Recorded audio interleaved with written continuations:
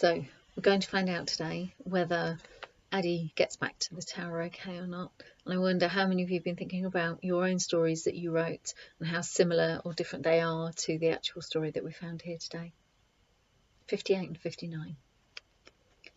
Follow my voice, Addie, Gaia said. I'm over here. We were playing a kind of blind man's buff, but it was a much nicer version, where kids didn't push you about all the time. It was only me and Gaia playing it, and I just had to try and find her by following the sound of her voice. Addie, Addie, I'm over here, Gaia said again, and I walked uncertainly in that direction and put my hands out in front of me. I felt something solid. Yes, you found me, she said, and pulled the blindfold from my eyes so I could see her smiling face. As I stand there, looking for the door, I think I can hear someone calling my name. I move towards the sound, and I push past a tall blucher in my way. I stop and listen. I hear it again.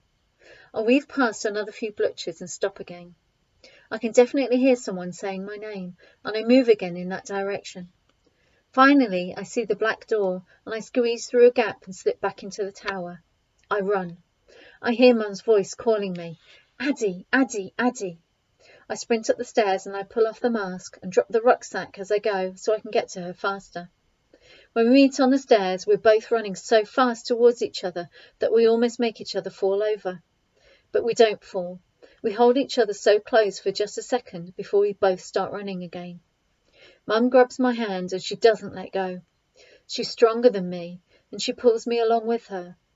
For just a split moment, I think that there was a time when I was worried I would be the one pulling her from the tower, and that's when I really start running. Run, run, run. We sprint up the stairs 2 at a time. I don't have time to ask where Dory, Obi and Ben are, if they've got Pigeon from Dory's flat, if we're all going to be okay. Mum is pulling me so hard up the stairs, up towards the noise of the helicopter. When we reach the roof, the door is already open. The sound of the helicopter is so loud it fills my head with its deafening vibrations. The rain lashes down on us and it's hard to keep my eyes open properly. Suddenly, Mum stops pulling me and lets go of my hand.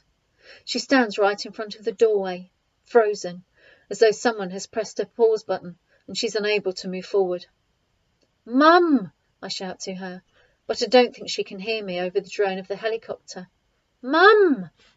Her face looks slack and wax-like, her eyes dull and deadened. Please, Mum, I say, please. I hold on to one of her hands and I squeeze it tight. At first it feels lifeless in my fingers, but then I feel Mum squeezing me back. I look up to her and see her face all twisted up as she stares at the helicopter. We take the steps over the doorway together, side by side, and then we're out onto the rooftop, the wind whipping past our faces, making us squint in its force. I can see the helicopter hovering right next to the roof. There's just a tiny bit of space you have to step over to get from the roof to the helicopter. Inside it, I can see Obi, Dory and Ben's smiling faces, their hands reaching out to me. I go first. There is a dizzying moment when I look down the gap between the helicopter and the tower. It goes down, down, down. The earth is so far away. I glimpse a flash of the silver blue of the bluchers, and they've reached the tower and the walls, and then I am in. Dory's arms enclose me. I look around the helicopter cabin, searching for Pigeon among the bodies. Where's Pigeon? I shout, but no one can hear me over the noise of the helicopter's blades. Where's Pigeon? I shout again. Where's Pigeon?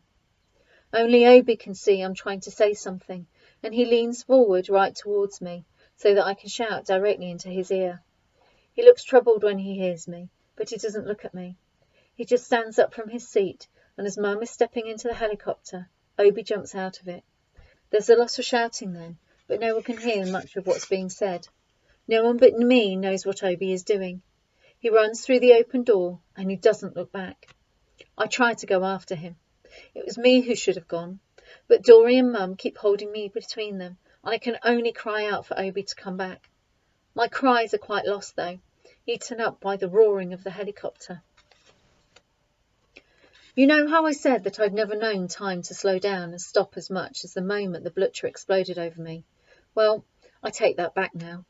Waiting for Obi to come back is the longest wait of my life.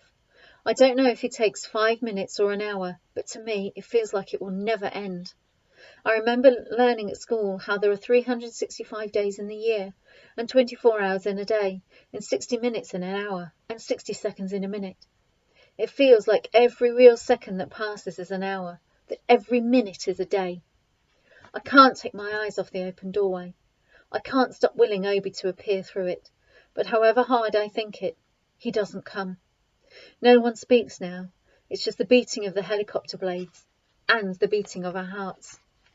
Then something happens which makes me feel sick from the bottom of my stomach to the top of my head to the toes on my feet. The roof is moving.